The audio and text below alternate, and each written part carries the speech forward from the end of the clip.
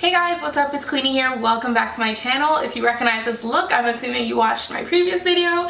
So this video is going to be all about the 10 things that have slowed down my hair growing, hair length retaining process.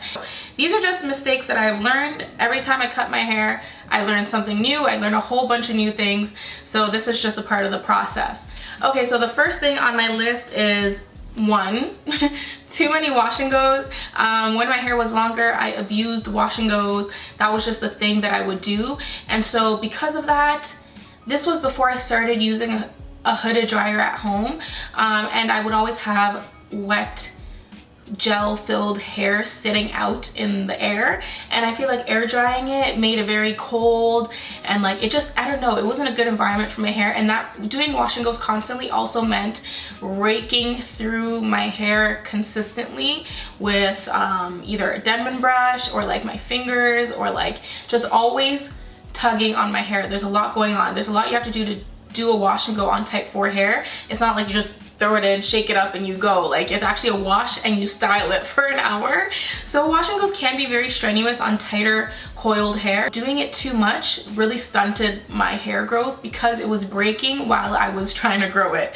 So even when I cut my hair, I did a lot of wash and goes because my hair was short, and I didn't notice too much breaking, but I got a ridiculous amount of single strand knots, which in turn sometimes turns into breakage. So too many wash and goes is something that I would definitely try to stay away from. If you can do other styles to kind of mix it up, that's great. But if it works for you, it works for you. This is just like my experience. Okay, so number 2 is not washing my hair. So there was a whole phase of only co-washing, shampoo is bad, yada yada yada. Great. This is my personal opinion. I feel like my hair works best when it's clean. When my scalp is clean and open to accept products, when my hair is clean and it can actually be penetrated. When there is buildup on my hair, it just sits on top and sits on top and sits on top. My scalp gets gunky, my hair gets gunky. Nothing is really going in. It's all just there. And my hair doesn't even look as good. Like when I wash my hair and I clean it, clean my scalp, my curls look better. My afro looks better. Like it just looks more defined and it looks like free. You know what I mean? So not washing my hair enough was definitely something that I learned gets in the way of my growth, because then my hair isn't absorbing the nutrients it needs to absorb, and then I feel like it just didn't flourish the same way. Number 3, so the third thing is having a messy nighttime routine. When my hair was longer, it was easier to just put my hair in a bun and go to sleep and not think about what's going on. So I found that the tangles, again, I have type 4 hair, so the tangles that I would create in my like kitchen area was not good. The friction on my edges from my pillow was not good, and I just found that just wrapping my hair at night created a lot less tangles, which meant a lot less detangling, which also meant a lot less premature breakage, like unintentional breakage, unnecessary breakage. When you have to detangle your hair because you're being lazy, you are causing breakage that probably maybe did not need to happen right away. It wasn't just ready to fall off, but you are causing a lot of tangles and knots that could have been avoided. So if your hair was not tangled up, you wouldn't need to wake up the next day and comb through your hair like that, you know? So it's like thinking about things like that. Think ahead. If you're having to detangle and comb out and brush out your hair more often just because you didn't properly protect your hair at night, it's not really worth it, you know? So that is something that I just tried to like get used to, because I was like, first of all, who wants to detangle? Second of all, who needs extra breakage for what? It's not needed. And who wants to dry out your hair by rubbing it all up on that cotton? And why would you want to get your products on your pillow and then your face is on it, and then it's just not worth it, you know? So that one is something that I've definitely learned. Okay, number 4 is something that I'm recently learning, which is having my wigs glued on, and how it was affecting not only my edges, like the hair, but also the skin around here. So this was causing a lot of breakage, pore clogging, and just a lot. So using heavy glue sprays, I mean the spray isn't bad because it's easy to get off, heavy glue or gels to stick down my wigs, I noticed was affecting my hairline, my edges, and I've never really had full edges. I've always had a pretty like basic hairline, nothing serious, and I don't have full edges even when I didn't wear wigs. Like, that is just my hairline. It's not anything special. My edges specifically are very frail. I feel like they're not very strong, and I'm always trying to strengthen them. The hairs itself are already weak, so using the wigs and the glue and all that weren't helping them. So that's the only thing. It was getting in the way of the growth of my already fragile edges, so I had to kind of like chill on that and use a more gentle method to keep my wigs on, which was either an elastic band in the back or using Eco Styler and hairspray to keep it down. It's not a long-term keeping it down. I'm not going swimming with the wig, so that's what I just have to do. You gotta sacrifice some stuff, so that's what I'm doing. Okay, so number 5 is getting single braids. Single braids were not good for me personally. Something about getting my hair tightly braided with Kanekalon, like synthetic fibers, dries out my hair to the max. And when I take them out, my ends are usually like disintegrating. And that is just my personal experience. I find that if I'm gonna do something like that, I'd rather do twists, because the twists are like Senegalese twists, are looser, and when I go to moisturize the twist, it actually gets to my hair. Whereas box braids, because they're so tight, it's harder to penetrate with product. So the Senegalese twist, I feel like I could spray some leave-in on it, oil, squeeze it in, and it actually still gets to my hair strands, because first of all, it's in 2 pieces and they're not as tightly squeezed together as a box braid, so my hair doesn't come out as dry and like lifeless as it usually does when I do braids. Okay, so number 6 is trimming too much. I feel like I went through a phase of wanting to trim my hair regularly, but I felt like sometimes you just need a little dusting, you know? You don't need to actually cut your hair, because then you're cutting more than you're actually bringing in, so then you don't see the length retention and you don't see your growth. Your hair is obviously still growing, but you're not seeing it as well. So if you need to cut your hair, either just cut it and get that over with and start growing your hair properly, or just dust what needs to be cut off. You know, don't do a serious trim every month, or else it'll be hard to see your growth. Unless you need it, then I would just recommend getting a haircut, you know, but cutting it every month slowly. Sometimes you might be cutting off too much than you actually need to, if that makes sense.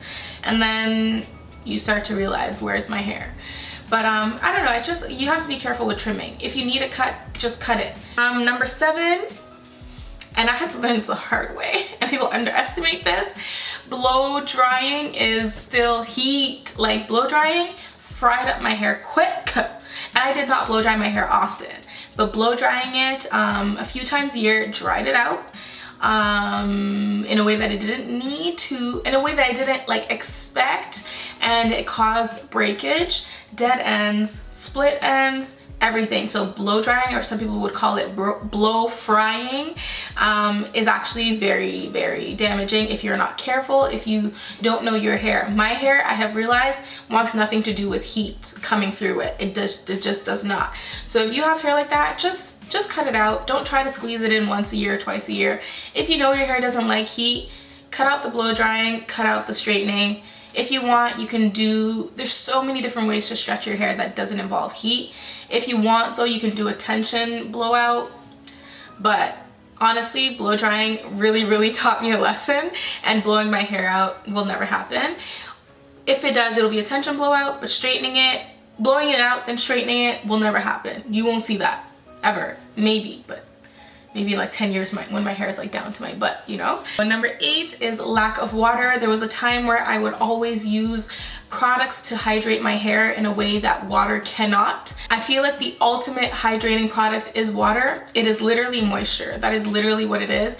And I always relied on products to give me that. But now I more think of it as use water to moisturize your hair and use product to keep it in. When I come out of the shower and there's only water in my hair will dry up a lot quicker. But as soon as you put product in, you'll realize, oh my god, my hair never dries. But I feel like if you weren't to put product in, your hair would probably dry faster. So the idea of using water is to moisturize your hair, so you don't forget that. That is the ultimate moisture. And then you use product on top of that, or with that, to help keep it in.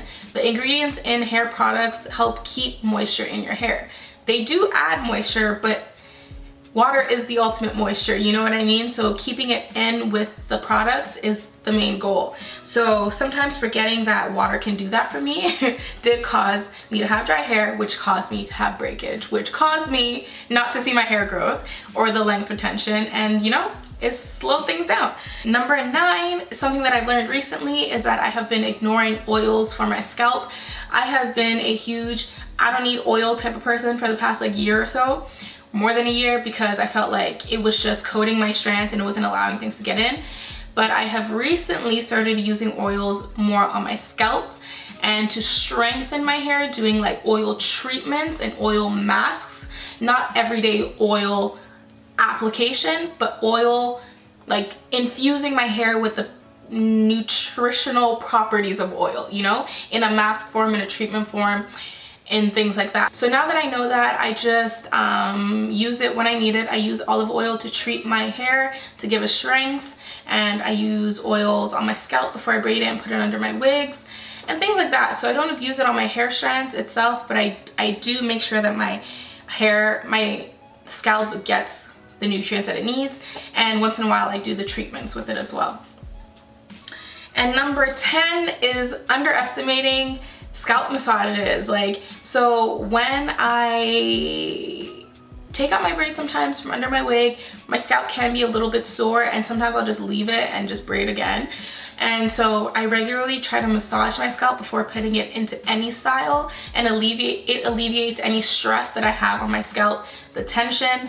A lot of that does have to do with your hair growth. So in order to let my hair and my scalp be stress-free, I try to massage my hair when I wash it with my little scalp massager, and before I braid it up, I try to massage it, and after I take out my braids, I try to massage it. So getting rid of stress on your scalp goes a long way, and sometimes I really neglected that.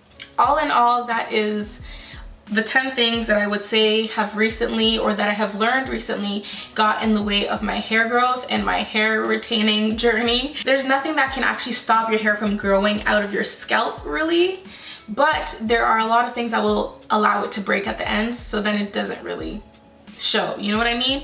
But also there's certain things you can do that will maximize how much you can grow out of your scalp in a month, and there are things that might slow it down.